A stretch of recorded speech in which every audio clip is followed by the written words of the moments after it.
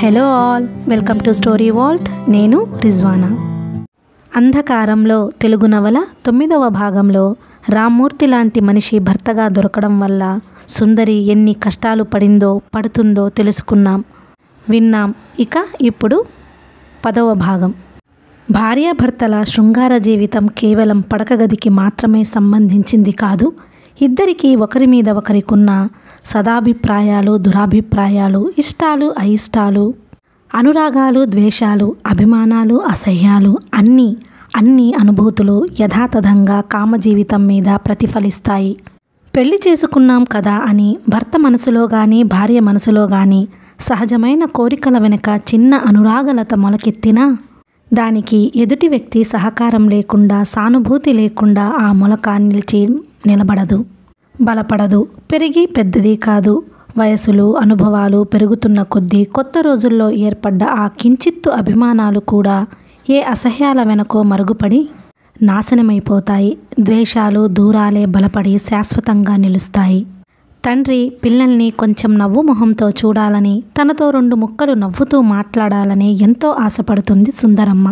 అతను ఎప్పుడైనా ఇంట్లో ఉండి మాటల్లోకి దిగితే, మీ వాళ్ళు చూశావా ఎంత మోసం చేశారో, తాహతులేని వాళ్ళు నోరు మూసుకొని ఊరుకుంటే పోయేదిగా, ఆనాడు పెద్ద గొప్పలెందుకు, వెధవవాగుడు అని దెబ్బలాటలోకి దిగుతాడు నెమ్మదిగా పెళ్లి సంగతులెత్తి.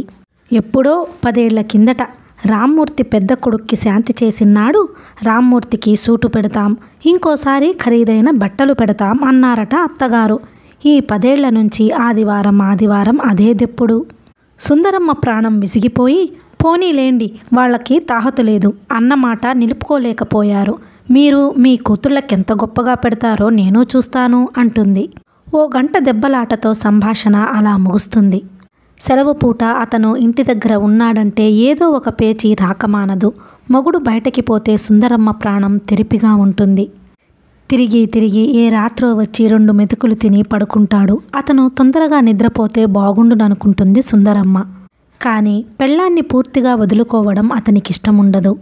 సుందరమ్మకిప్పుడు మొగుడి దగ్గరికి చేరాలని కుతూహలం పోయింది. అతను ఆమె కోసం ఓ అణా పువ్వులేనాడూ తేలేదు. ఆమె అతని కోసం కాస్త మంచి చీర కట్టుకోనూ లేదు. కట్టుకున్న రోజుల్లోనూ, తలనిండా పువ్వులు పెట్టుకున్న రోజుల్లోనూ మొగుడు తన సింగారాన్ని గుర్తించినట్టే కనబడలేదు. పెళ్ళాంతో ఎంతవరకు సంబంధం పెట్టుకోవాలో అంతవరకే గాని ఆడంగి సింగండీలా పెళ్ళాం కట్టిన చీరలు, రవికలు ఎన్నిక చేస్తూ వాటి అందచందాలు ముచ్చటిస్తూ కూర్చోవడం, పెళ్ళాం కొంగొట్టుకు తిరగడం అసలైన మగాడికి నప్పే పని కాదని అతని ఉద్దేశం. మగాడు మగాడిలాగే ఉండాలి, మొగుణ్ణని రుజువు చేసుకుంటూ హుంకరిస్తూ తిరగాలి. అందుచేత అతను భార్యతో అట్టే చనువుగా ఉండడు. ఏ విషయంలోనూ మాట్లాడే చొరవ ఇవ్వడు. తన ముస్తాబేంటో మొగుడు గుర్తించినప్పుడు ఇంకెందుకు దండగా అని ఆమె కొత్త చీరలు, పువ్వులు, సింగారాలు ఏనాడో చాలించుకుంది. పగలంతా ఇంటెడు చాకిరీ చేసుకున్న చీర, దానిమీద చంటిపిల్ల ఉచ్చలు పోస్తుంది.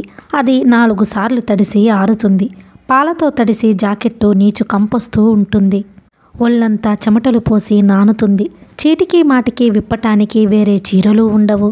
ఈ వయసులో ఇంతమంది పిల్లలతో ఇంకా నాకు సోకేమిటి అనుకుంటుంది. పనులన్నీ చక్కబెట్టుకొని పక్క మీద చేరిన తర్వాత మొగుడు పిలుస్తాడేమోననే భయంతో విరక్తి వస్తుంది. ఈ సృష్టి ఎందుకో, ఈ మొగుడు పెళ్ళాలు, పిల్లలు పుట్టడాలు, మళ్ళీ వాళ్ళు పెద్ద వాళ్ళై సంసారంలో దిగడాలు, ఎన్నాళ్ళు గడుస్తుందో ఇల్లాగా ప్రపంచం. ఏమో ఇవాళ నిన్న పుట్టిందా అని తలుపోస్తూ ఉంటుంది. శరీరంలో ఎక్కడ ఏ అణువులోనూ శృంగార భావం ఉండదు. సుందరమ్మ పెళ్ళైన కొత్తలో ఒకసారెప్పుడో ఏదో పుస్తకంలో చదివి అర్థంగాక అడుగుదునా మానుదునా అని 4 రోజులు తటపటాయించి సిగ్గుపడుతూనే అధరామృతం అంటే ఏమిటండి అని అడిగింది భర్తగారిని.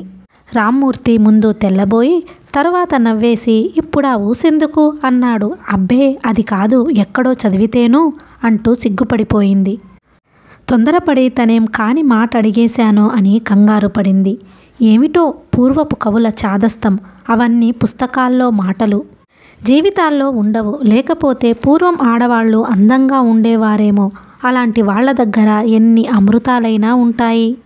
ఇప్పటి ఆడవాళ్ళెందుకు పనికిరారు, ఆ ముక్క నువ్వే పుస్తకంలో చదివావు అన్నాడు. సుందరమ్మకి భయం వేసింది. ఏదో బొంకింది. అప్పటినుంచి అధరామృతం అంటే ఏమిటో తెలుసుకోవాలని రాత్రుళ్ళు ఆలోచిస్తూనే ఉంటుంది. అనుభవంతో తెలియాల్సిన విషయాలు ఆలోచనలతో తెలుస్తాయా? సుందరమ్మ ఆలోచనలో ఉండగా అప్పుడే నిద్రేనా, ఇలా రద్దు అంటాడు. అబ్బా పడుకుందురు, పిల్లలు లేస్తారు. నా ఒంట్లో కూడా బాగాలేదు అని విసుక్కుంటుంది. నీ ఒంట్లో ఏనాడు బాగుందిలే, జిడ్డి మొహం, ఎప్పుడూ ఏడుస్తూనే ఉంటావు. మీకేం ఎన్నైనా అంటారు, మీ సొమ్మేం పోయింది? నీ సొమ్మే పోయింది. ఏనాడన్నా ఉత్సాహంగా దగ్గరకొచ్చావా? నాకంత ఉత్సాహం లేదు బాబు. ఎక్కడ నెల తప్పుతుందోనని నా భయం నాది. తప్పితే నీకేం, పోషించేవాణ్ణి నేను, నీకేం బాధ?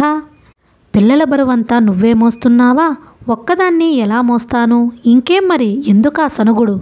నువ్వింత బెట్టు చేస్తావు గాని ₹1 డబ్బులు పారేసి దేని దగ్గరికి పోయినా నవ్వుతూ వస్తుంది. ఆ రూపాయి నాకే పారయ్యరాదు? నేను ఎలాగో ఓపిక తెచ్చుకొని నవ్వుతాను. ఏదీ లేకపోతే నాకు మాత్రం నవ్వెక్కడి నుంచి వస్తుంది? నీకు కూడా రూపాయి ఇవ్వాలన్న మాట. ₹1 ఏమిటి, ₹2 ఇవ్వాలి. బజారు మనిషి పాటి విలువేనా? ఏడ్సావులే, వెధవవాగుడు.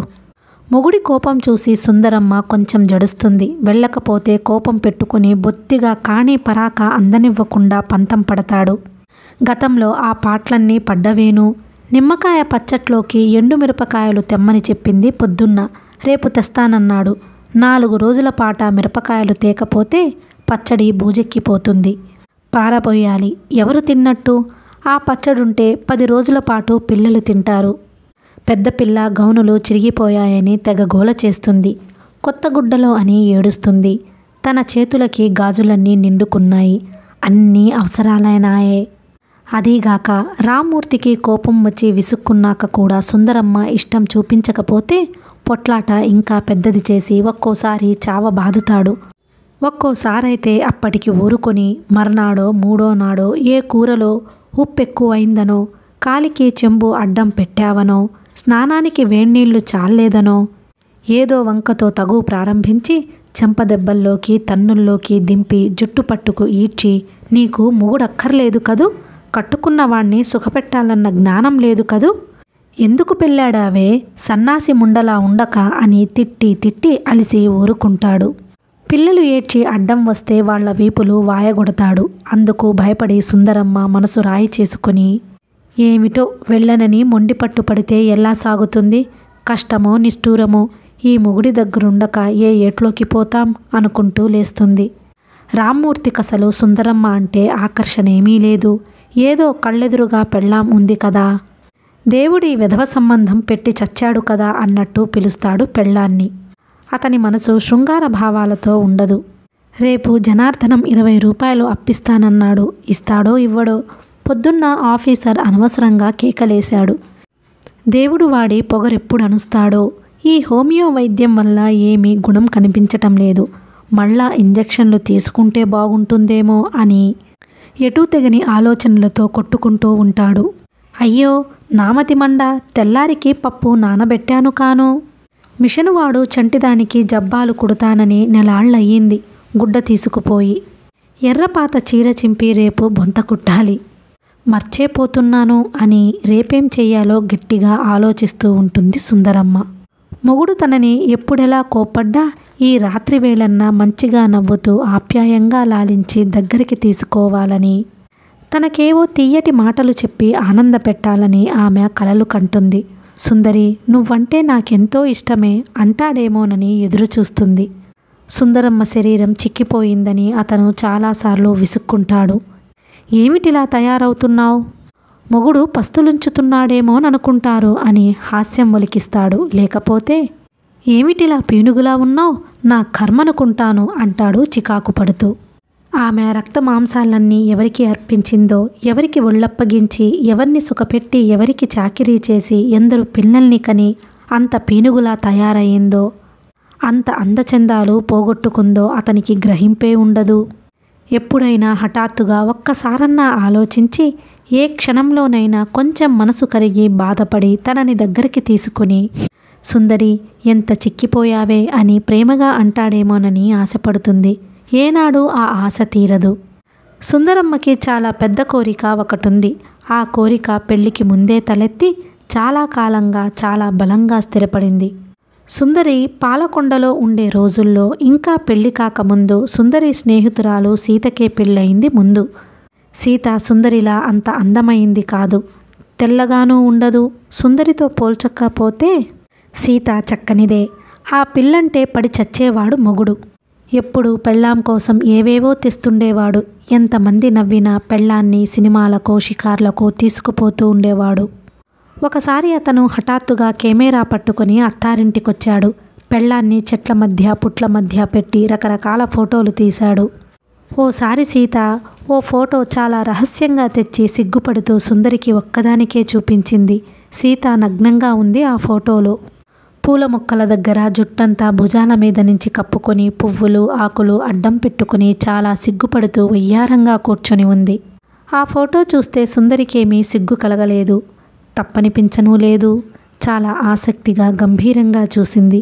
ఎంత బాగా ఉందే అంది. నిజంగానా? నువ్వు తిడతావేమో అనుకున్నాను అంది సీత అమాయకంగా. ఇంకా అంది, మొన్న నువ్వు నా కోసం వచ్చినప్పుడు మా ఆయన నిన్ను చూశాడా? ఎంత ఇదయ్యాడనుకున్నావు? నీ ఒళ్ళంతా ఏమిటో ఇంగ్లీష్లో అన్నాడు.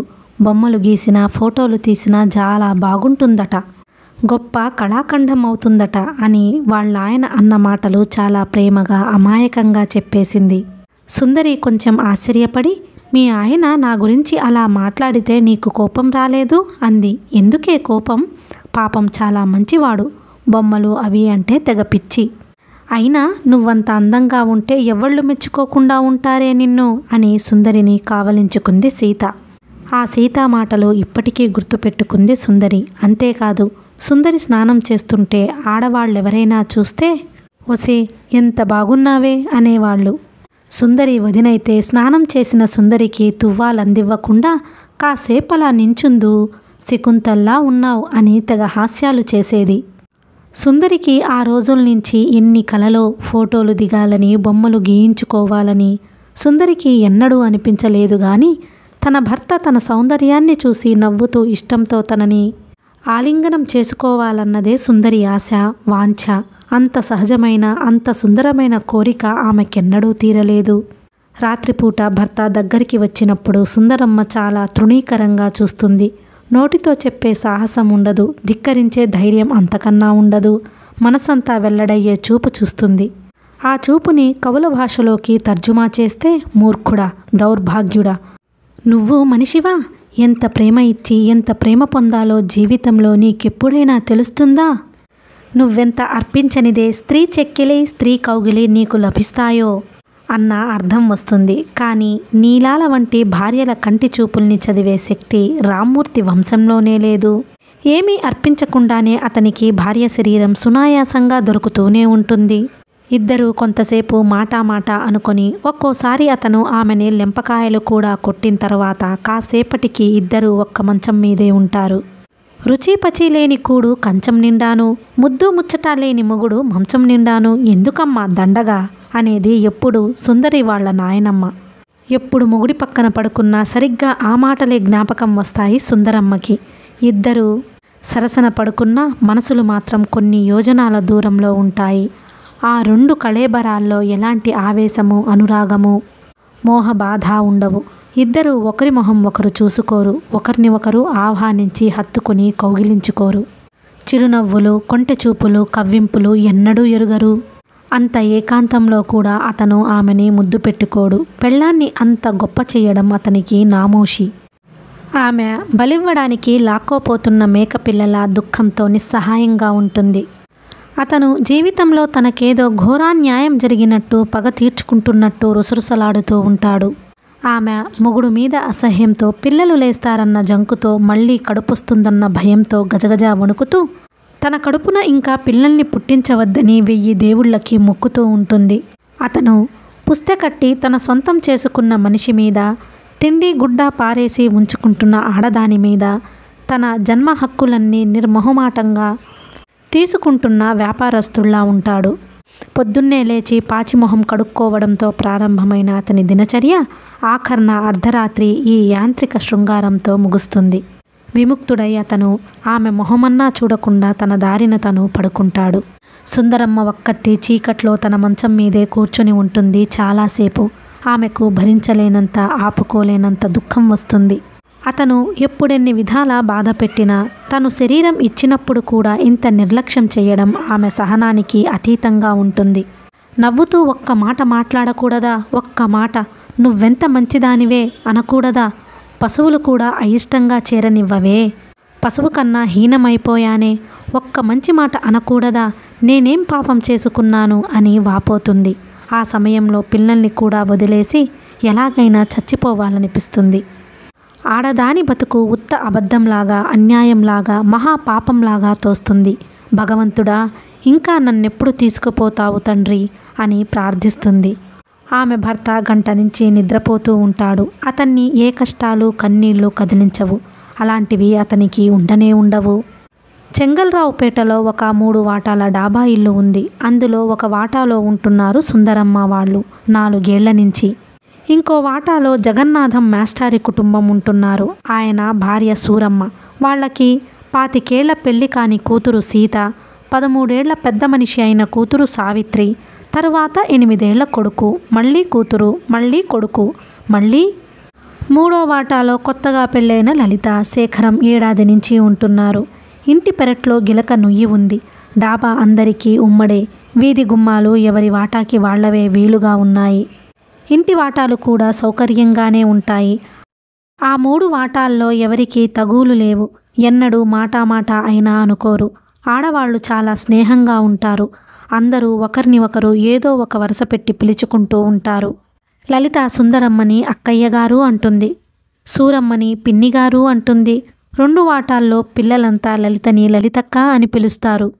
ఎవరిళ్ళకి చుట్టాలు వచ్చినా, పైవాళ్లు వచ్చినా ఒక్క పూట చూసి మీ పక్కింటి వాళ్ళు మంచివాళ్లలా ఉన్నారే అంటారు. ఆ 3 కుటుంబాల వాళ్ళకి ఒకరి సంసార గొడవలు ఒకరికి తెలుసు. ఎవరిళ్లల్లోనైనా రహస్యాలు లేవు. జగన్నాథం మాస్టారు చాలా కష్టజీవి. స్కూల్కి వెళ్ళి రావడం కాకుండా ఇంట్లో ఉన్నంతసేపు అన్ని క్లాసులు పిల్లలకి ప్రైవేట్లు చెప్తూ ఉంటాడు. చాలా చిన్నతనం నుంచే కుటుంబ బాధ్యతలు ఆయన మీద పడ్డాయి. 2 తమ్ముళ్ళని చదివించాడు. 3 చెల్లెళ్ళకి పెళ్లిళ్ళు చేశాడు. తల్లిని తండ్రిని పెద్ద కాలంలో చేరదీసి ఆదరించి తన చేతుల మీదుగా పంపించేశాడు. మనిషి చాలా శాంత స్వభావుడు. భార్య బిడ్డలంటే మమకారం. పెద్ద పిల్లకి పెళ్లి చేయలేకపోతున్నానే అన్న బెంగ ఆయన్ని తినేస్తోంది. సీతకి 13 ఏళ్ల వయసులో 3rd ఫారం చదువుతున్నప్పుడు పెద్ద మనిషి అయిన తర్వాత ఇంకా చదివించడానికి ససేమిరా వల్ల కాదన్నారు. ఆ పిల్ల తల్లి అమ్మమ్మ, నాయనమ్మ, సమర్థబంతికొచ్చిన మేనత్త కూడా ఓ ఏడాది పోతే మా వాడి చదువు పూర్తవుతుంది, ఆ 3 ముళ్ళు వేయించేద్దాం, ఇంకా దానికి చదివేందుకు అని అభయమిచ్చింది. సీతకి కూడా చదువుకోవాలనే కోరిక లేదు. చిన్నప్పటినుంచి కథల పత్రికలు, నవలలు, సినిమా పుస్తకాలు చదవటం, అలాంటి కబుర్లు వినడం అంటే చెవి కోసుకుంటుంది. స్కూల్కి పోయి నోట్సులు రాసి లెక్కలు అవి చేసి ఆ బాదరాబందీ లేకుండా ఇంటి పట్టున ఉండి ఓ గంట పనిచేసి తర్వాత మంచం ఎక్కి పడుకొని కథల పుస్తకాలు చదువుకోవడం అంటే ఆ పిల్లకి చాలా హాయిగా తోస్తుంది. కూతుర్ని చదివించాలని మాస్టారికి ఉన్న ఇంట్లో ఆడవాళ్ళని ధిక్కరించక రాలేక అసలు పిల్లే కలిసి రాక ఊరుకున్నాడు. 2 ఏళ్లకి సీతని పెళ్లాడవలసిన మేనబావ కాకినాడలో ఓ పిల్లని చూసి మోహించి కానీ కట్నం లేకుండా పెళ్లి చేసేసుకున్నాడు. అతని తల్లి లబో దిబోమని ఏడ్చింది. తోడబుట్టిన వాణ్ణి ఆదుకోలేకపోయానే అని విచారించింది. దానికెక్కడ రాసిపెట్టి ఉందో మన చేతుల్లో ఏమీ లేదమ్మా, నువ్వు బాధపడకు అని మాస్టారు చెల్లెల్ని ఓదార్చాడు. పిల్లకి సంబంధాలే రాకపోతాయా అని సూరమ్మకి ధైర్యంగానే ఉంది. అప్పుడు చూస్తుండగానే సీతకి 20 ఏళ్లు నిండాయి. పెళ్లి మాత్రం కాలేదు. ఆ పిల్లకి పూర్వపు ఉత్సాహమూ లేదు. కథల పుస్తకాలంటే పడి చావటమూ లేదు. చదువుకోకపోతేనే అని పశ్చాత్తాపపడడం మొదలుపెట్టింది. చదివించకపోతేమే ఏం పంతులమ్మా పనో చేసుకొని బతికేదే, 2 రాళ్లు సంపాదించుకునేదాన్ని ఎవడైనా చేసుకుంటాడు అని తల్లి కూడా బాధపడడం ప్రారంభించింది.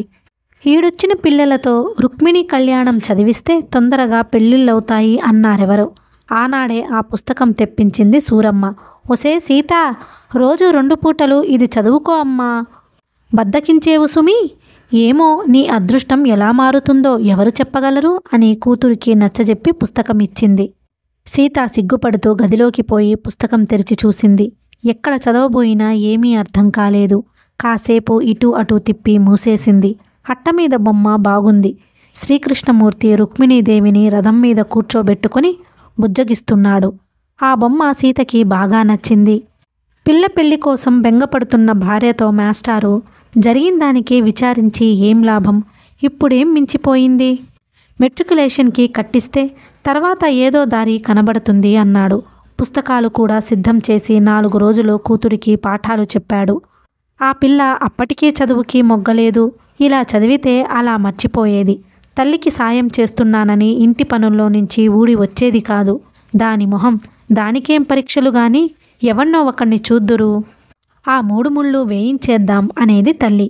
మీకు బుద్ధుల్లేవే, ఎవడికో ఒకడికి కట్టబెట్టేస్తే చాలు, పిల్లని వాడే ఏట్లో దింపుతాడో చూసుకోనక్కర్లేదు, ఎలా బాగుపడతారే మీరు అని మాస్టారు నెత్తి నోరు బాదుకుని వీధిలోకి పోయేవాడు. ఆ సందిగ్ధంలో సీతకి 25 ఏళ్లు దగ్గర పడ్డాయి. తల్లి తండ్రి దేవుడి మీద భారం వేసి ఊరుకున్నారు. సీత తరువాత 12 ఏళ్లకి పుట్టింది సావిత్రి.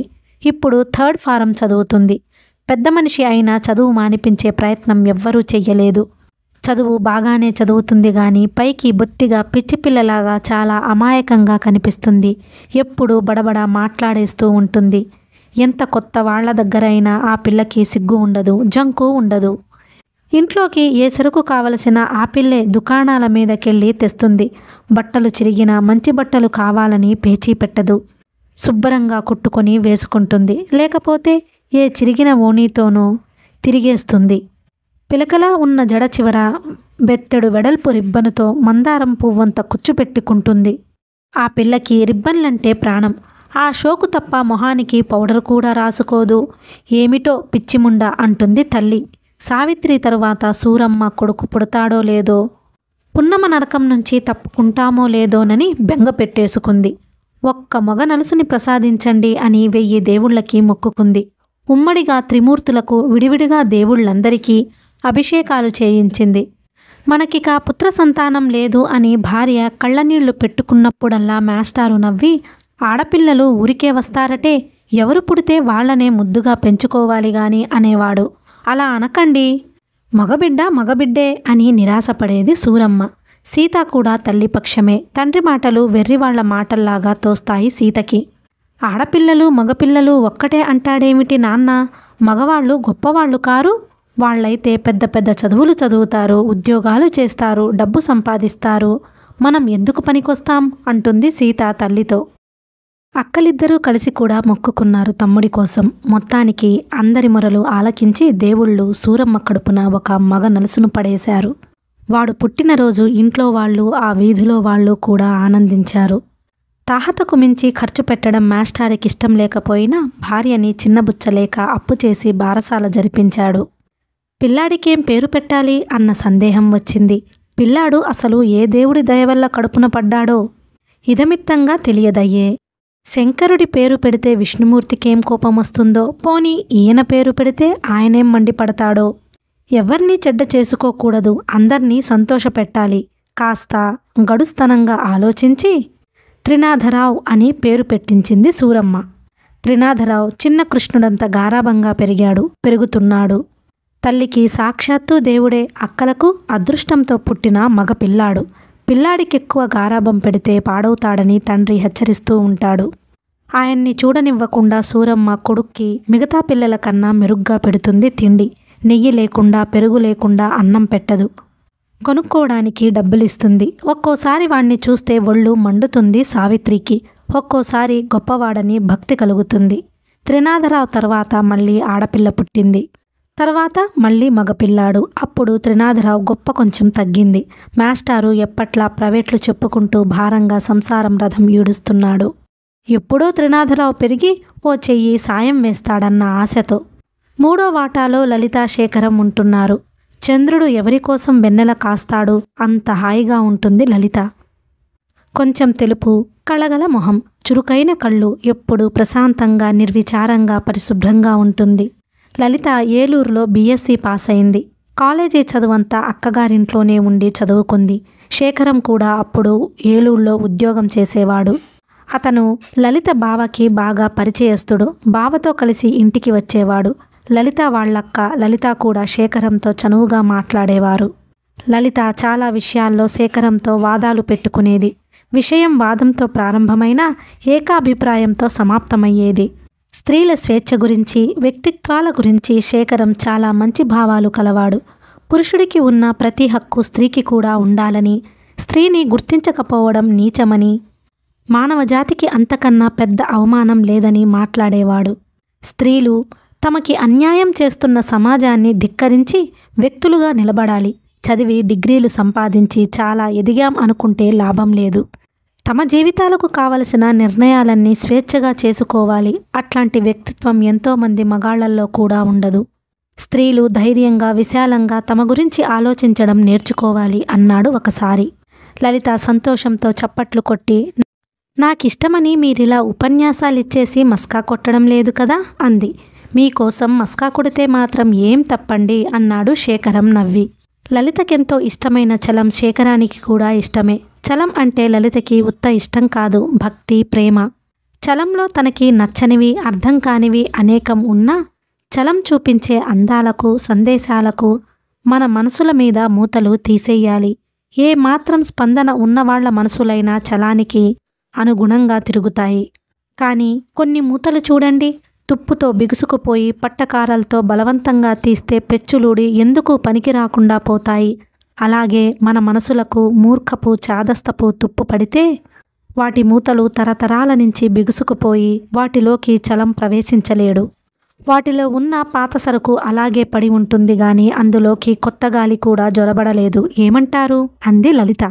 శేఖరం నవ్వి, అసలు నా మనసు మీద ఏ మూత లేదు అన్నాడు. ఇది మరీ ప్రమాదం, దానికి రక్షణ ఉండొద్దా అంది లలిత. లలిత చలం పుస్తకాలు తెగ చదువుతుంటే వాళ్ల బావ విసుక్కున్నాడు. అక్క కోప్పడింది. ఇద్దరూ కలిసి ఉమ్మడిగా చెడిపోతావ్ అన్నారు. చలం పుస్తకం ఒక్కటైనా చదవకుండా ఫ్రెండ్స్ దగ్గర చలం గురించి మాట్లాడితే వాళ్ళు కొంచెం జడుసుకుని, చదవడానికి సరదాగానే ఉంటాయి గాని ఏమిటో బాబు మనకి పనికిరావు అన్నారు. తమకి పనికొచ్చేదేమిటో ఎరిగినట్టు. చలాన్ని గురించి తనతో ఏకీభవించగల ఫ్రెండ్స్ ఎవరూ లలితకి దొరకలేదు, శేఖరం తప్ప. అందుకే లలిత శేఖరానికి చాలా చేరువయ్యింది. ఎవ్వరికీ ఇవ్వకుండా దాచుకునే చలం పుస్తకాలు శేఖరానికి మాత్రం ఇచ్చేది.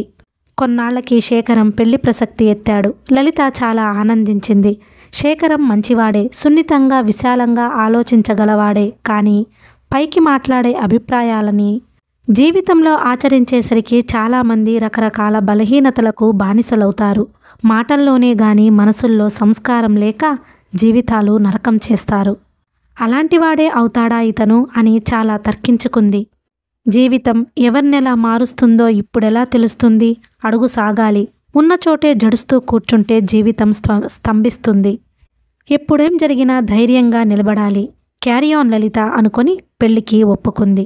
లలిత శేఖరాన్ని అంగీకరించడం అలా ఆలోచించుకున్నందువల్లనే కాదు, ఆమెకి అతని మీద పూర్తిగా నమ్మకం కుదిరింది, అనురాగం కలిగింది. తర్వాత శేఖరం విశాఖపట్నంలో కలెక్టర్ ఆఫీస్లో స్టెనోగా జాయిన్ అయ్యాడు. ఏడాది నుంచి ఇద్దరూ చాలా అన్యోన్యంగా ఉంటున్నారు. శేఖరం పెళ్లికి ముందు ఒకలాగా, పెళ్ళైన తర్వాత ఒకలాగా మారలేదు. అప్పుడెంత విశాలమైన భావాలతో ఉన్నాడో ఇప్పుడు అవే అభిప్రాయాలతో ఉన్నాడు. కొత్తలో అతను లలితని లల్లి అని పిలిచేవాడు. లల్లి లేదు, పిల్లి లేదు, హాయిగా లలిత అనే పిలుద్దు అంది లలిత. అలా కాదోయ్, పెళ్ళాన్ని ముద్దుగా పిలుచుకోవడానికి తప్పకుండా షార్ట్ కట్ ఉండాలి. చూడు, నీ పేరు ఎలాగైనా కుదించి నీకు నచ్చేలాగా చేస్తాను అని కాగితం పెన్సిల్ తీసుకుని లలిత అని రాశాడు. లలి అని పిలిచి చూశాడు. బాగోలేదు. లిత బాగోలేదు. తల బాగోలేదు. లత హా దొరికింది. ఎంత స్వీట్గా ఉందో. లత కమాన్ అని కేకలెట్టాడు. అప్పట్నుంచి లలితని శేఖరం చాలా ప్రియంగా లత అని పిలుస్తాడు. తనని కూడా పేరుతో పిలవమంటాడు. లలిత మొదట్లో సిగ్గుపడినా అలాగే అలవాటు చేసుకుంది. శేఖరం లలితకి చాలా పనుల్లో సాయం చేస్తాడు. తనకి ఖాళీగా ఉన్నప్పుడు వంటింట్లో కూర్చొని కబుర్లు చెప్తాడు. ఎక్కడికైనా వెళ్ళాలంటే లలిత ఏం బట్టలు వేసుకోవాలో తనే సెలెక్ట్ చేసి తీసి పెడతాడు. అసలు నీ చీరకి జాకెట్కి మ్యాచ్ అయిందా లేదా అని చూసుకుంటావు. అంతేకాదు నీ బట్టలకి నా బట్టలకి కూడా మ్యాచింగ్ ఉండాలి అంటాడు.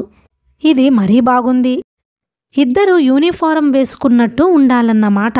కొంచెం అలాగే ఉండాలి. నువ్వు ఎర్రటి చీర కట్టుకుంటావు, నేను నీలం ప్యాంటు వేసుకుని ఇద్దరం పక్కపక్కన నడుస్తుంటే చూసేవాళ్ళకి తన్నాలనిపించదు. అంచేత నువ్వు తెల్ల చీర కట్టుకుంటే నేను తెల్ల ప్యాంటే వేసుకోవాలి. అదలా ఉంచు. ఇంకో పాయింట్ ఉంది. అసలు నేను కూడా ప్యాంటులు వేసుకుంటే గుడ్. ఎప్పటినుంచి? నావి మాత్రం అడక్కు. నేను కుట్టించుకుంటానోయ్. బస్సు దగ్గరికి పరిగెత్తాలంటే ఈ చీరలతో చావు.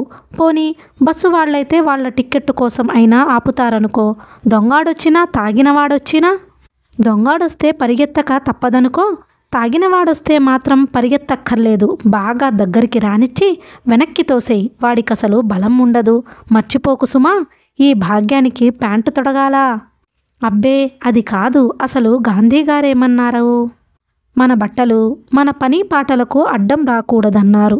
గుడ్డలు కాళ్ళకి చేతులకి లుంగలు పడకూడదన్నారు. తెలిసిందా? తెలిసింది.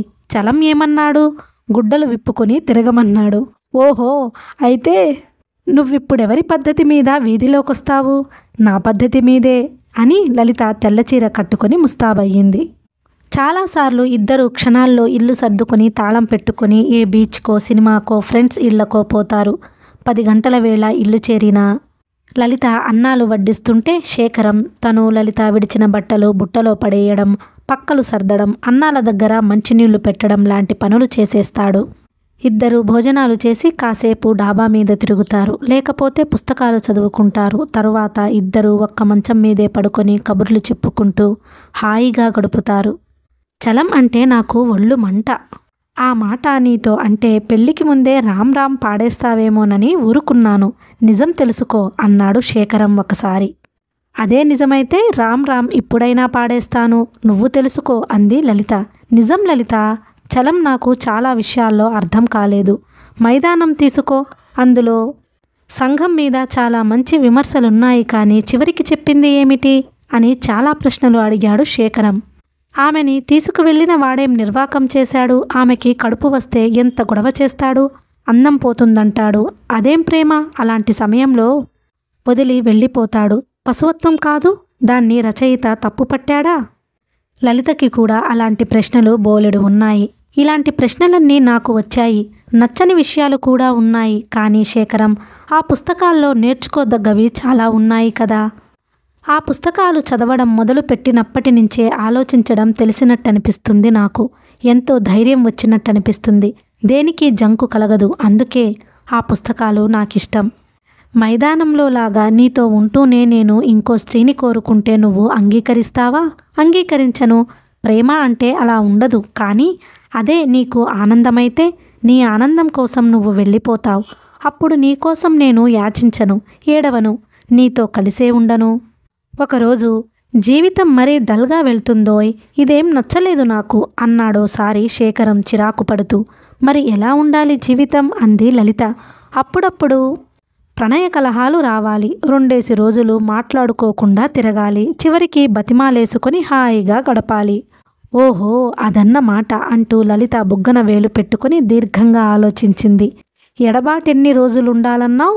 వారం రోజులా? అమ్మో వద్దు, 2 రోజులు చాలు. పోనీ 3 రోజులైతే విరహం బాగానే ఉంటుంది. అంతకన్నా దాటకూడదు. అయితే సరే.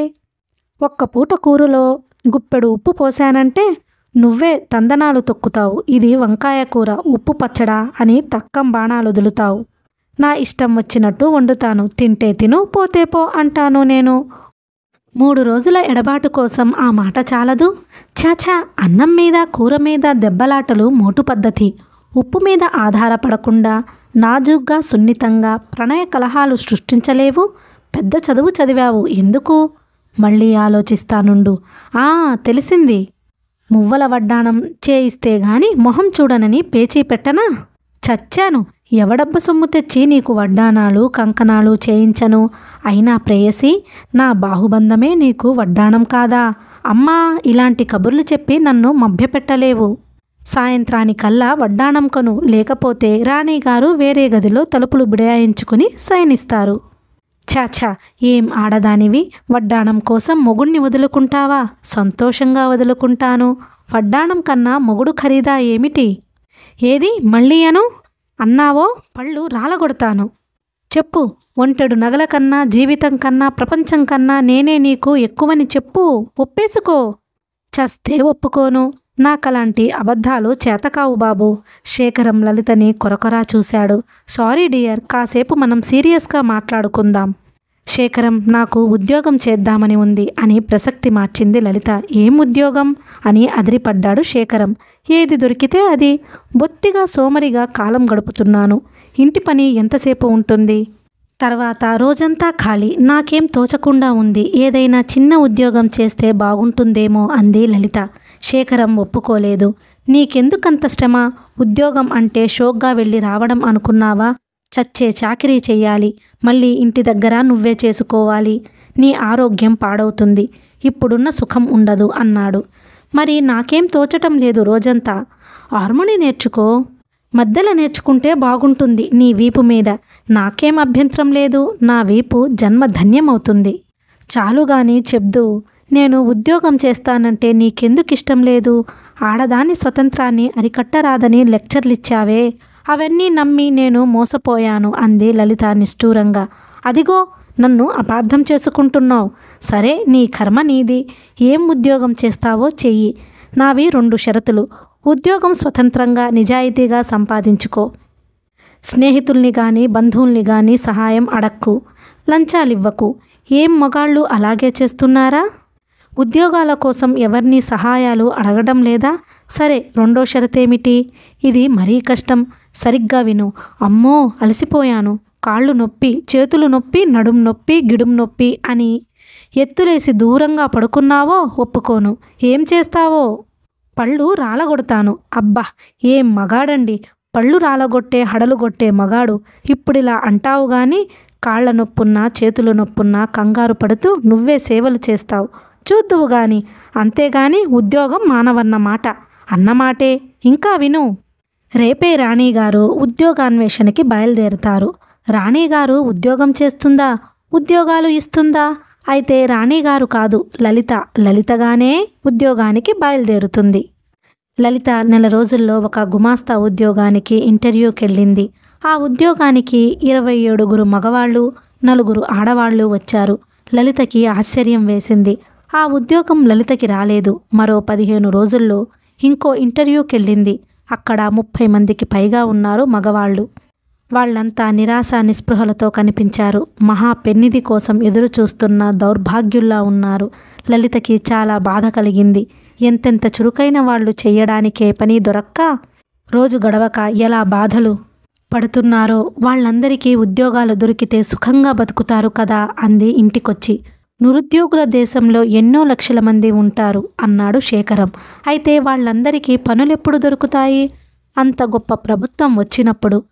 అసలు ఆస్తులన్నీ ప్రభుత్వాధీనంలో ఉండాలి. ప్రభుత్వమే అందరికీ ఉద్యోగాలివ్వాలి. సరే, అదంతా ఎప్పుడు జరుగుతుందో? ఇప్పుడు పరిష్కారం ఏమిటి? ఉద్యోగాలు దొరక్కపోతే ఈ కాలం వాళ్ళంతా ఎలా బతకాలి? ఇప్పటి పరిస్థితుల్ని బట్టి ఎవరి దారి వాళ్ళు చూసుకోవడమే. ఈ పరిస్థితులే ఎల్లకాలం ఉండడానికి వీల్లేకుండా అందరికీ న్యాయం చేయగల ప్రభుత్వం రావడానికి వీలుగా ఓటు హక్కుని వినియోగించుకోవాలి. ఎవరి దారు వాళ్ళు చూసుకోవాలంటే వెనక ఏమాత్రం భూములు ఆస్తులు ఉన్నా ఉద్యోగాలకు రాకూడదు. వ్యవసాయానికో వ్యాపారానికో ఏమాత్రం అవకాశాలున్నా స్వతంత్రంగా ఏదన్నా చేసుకు బతకగలిగే శక్తి ఉంటే ప్రభుత్వం ఇచ్చే ఉద్యోగాల మీద ఆశ పెట్టుకోకూడదు.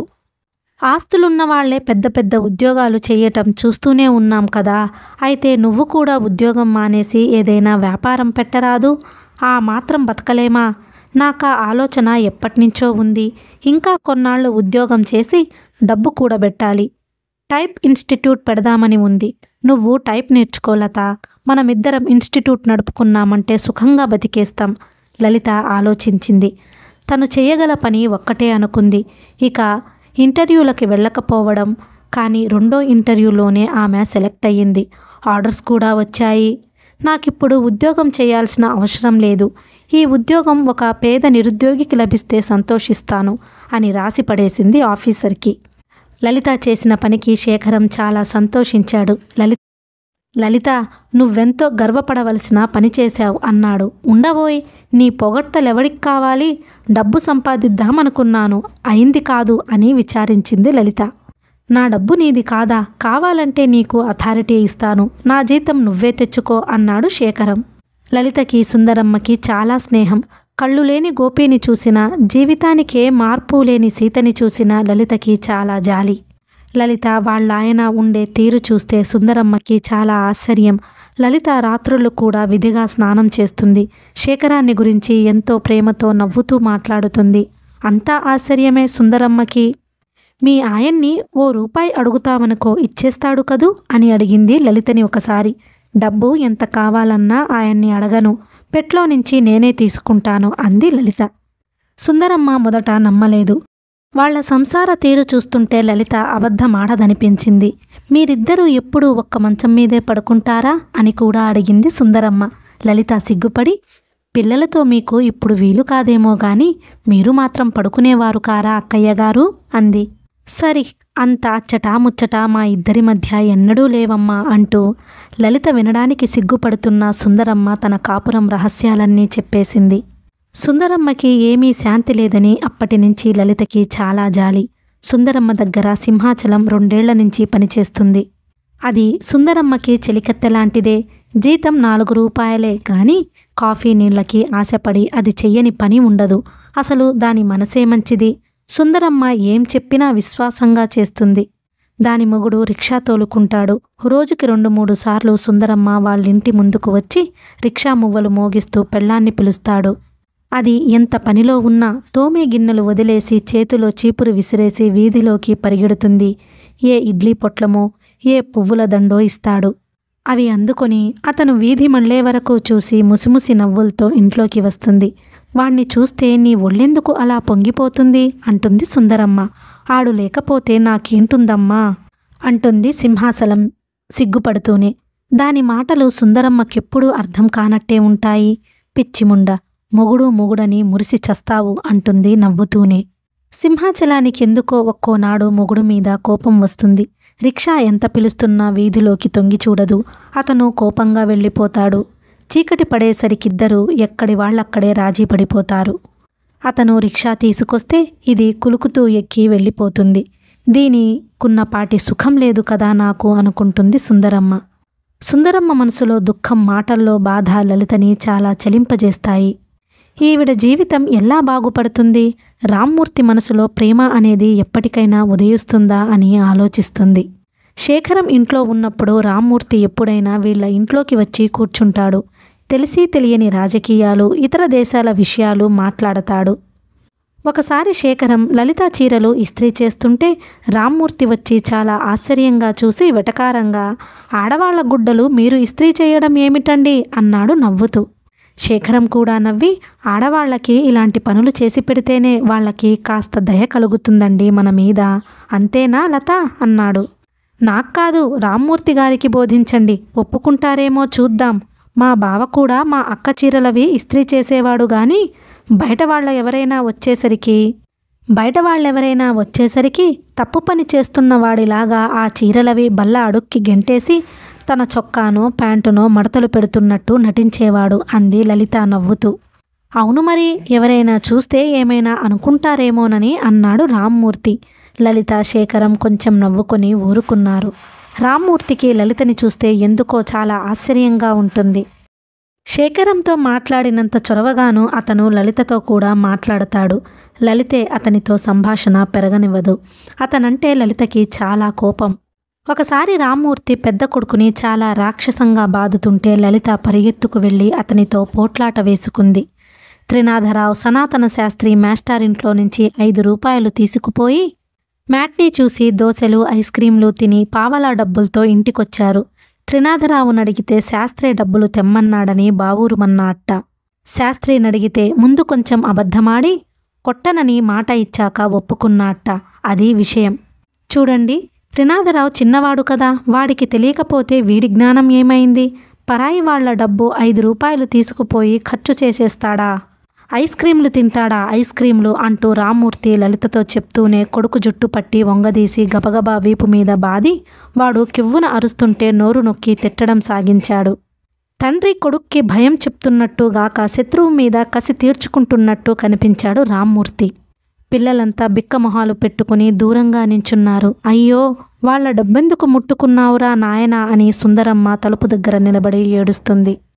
ఆ పాడుతిళ్ళన్నీ ఎందుకు తిన్నావురా లలిత, చూడమ్మా వాడేదో తినేశాట అని కంగారు పడుతుంది.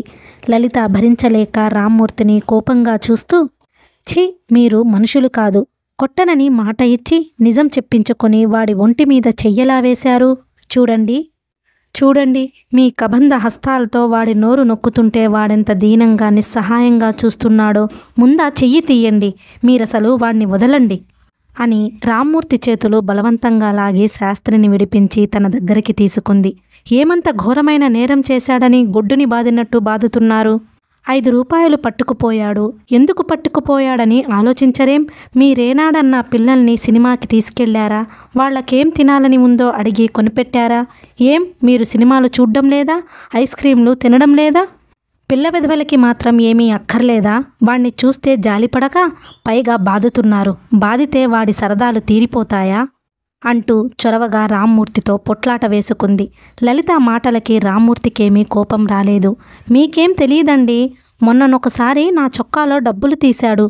నా కడుపున పుట్టి వీడిలా దొంగగాడిదవుతాడా అని ఎగిరాడు. కడుపున పుట్టినందుకు కాదు, మీ పెంపకం వల్ల అయితే అవుతాడు. అయినా చిన్నపిల్లాడు, తెలియక చేసిన పనికి అంతంత మాటలెందుకు? వాడికెన్నడూ ఒక్క పావలా డబ్బులన్నా ఇవ్వరు. వాళ్ల ముద్దు ముచ్చట తీర్చనందుకు అనుకుంటే మిమ్మల్నే మీరు అనుకోండి. ఏమిటండి మీరలా అంటారు? వాడికేం లోటు? ఏం లోటు లేకపోతే పరాయి వాళ్ల డబ్బెందుకు ఖర్చు చేశాడు? అదే నేను అంటున్నది. ఇంట్లో తినడం లేదా? పస్తులుంటున్నాడా? ఇంత చిన్న వయసులో సినిమాలు కావాలా? ఇలాంటి పోకిరీ వేషాలు మా ఇంటా వంటా లేవు. మీ గొప్పలు, మీ ఇంటా వంటా గొప్పలు అవతల పెట్టండి బాబు. పిల్లాడు చెడిపోతాడేమోనన్న బాధ కన్నా మీ గొప్పెక్కడ పోతుందోనన్న భయంతో వాణ్ణి మీరేం మార్చలేరు. పిల్లలు తప్పుడు పనులు చేశారని గోల పెట్టడం కాదు, అలా చెయ్యాల్సిన అవసరం లేని పరిస్థితుల్లో పెంచాలి వాళ్ళని. రామ్మూర్తి పౌరుషపడి, మీ పిల్లల్ని మీరెంత గొప్పగా పెంచుతారో మేము చూస్తాంలేండి అన్నాడు. తప్పకుండా చూడండి. అనాథలకి పడేసినట్టు పిల్లలకి తిండి గుడ్డ పడేయడమే పెంచటం అనుకోకండి. పిల్లలు చేసే తెలివి తక్కువ పనులు కూడా భరించాలి. పిల్లలు తెచ్చే ఇబ్బందులు కూడా ఓర్చుకోవాలి. అంత ఓర్పులేని వాళ్ళసలు పిల్లల్ని కనకూడదు అనేసి లలిత గబగబా ఇంట్లోకి వెళ్ళిపోయింది. లలిత పోట్లాటంతా తెల్లబోయి చూస్తున్న శేఖరం ఇంట్లోకొస్తూ, నీకేం మతిపోయిందేమిటి లత? ఆయన పిల్లల్ని ఆయన బాదుకుంటే నీకెందుకు అన్నాడు చిరాగ్గా. లలిత ఆశ్చర్యపోయింది. ఆయన పిల్లల్ని ఆయన చంపుకుంటే కూడా నీకెందుకంటావా? చిన్న విధవని పట్టుకొని అలా బాదుతుంటే? తల్లి ఏమీ చెయ్యలేక ఏడుస్తుంటే ఎవ్వరూ అడ్డుపడొద్దా? పైగా నీకెందుకు? ఛీ, నువ్వైనా మనిషివనుకున్నాను అని శేఖరాన్ని అసహ్యించుకుంది. శేఖరం 2 నిమిషాలు అటూ ఇటూ తిరిగి నెమ్మదిగా వచ్చి లలిత పక్కన కూర్చుంటూ, నాకు తెలియకడుగుతాను, చలం పిల్లల్ని పెంచటం అది కూడా ఏమన్నా రాశాడా అన్నాడు నవ్వులాటగా. కస్సుమంది లలిత. రాశాడు. మీలాంటి మూర్ఖుల కోసం, రాక్షసుల కోసం చాలా రాశాడు. పిల్లల మీద దయతో ప్రేమతో ఎంతో రాశాడు. కానీ ఏం లాభం? నీలాంటి వాళ్ళకి వెటకారం. శేఖరం నవ్వాడు. పిల్లల్ని పెంచటం తెలియని మూర్ఖులు పిల్లల్ని కనడం నేరమే, ఒప్పేసుకున్నాను. మరి పిల్లల్ని పెంచటం ఇంత చక్కగా తెలిసిన వాళ్ళు పిల్లల్ని కనకపోవడం నేరం కాదా? లలిత మొహం మీద నెమ్మదిగా చిరునవ్వు చిందింది. కథ కొనసాగుతుంది.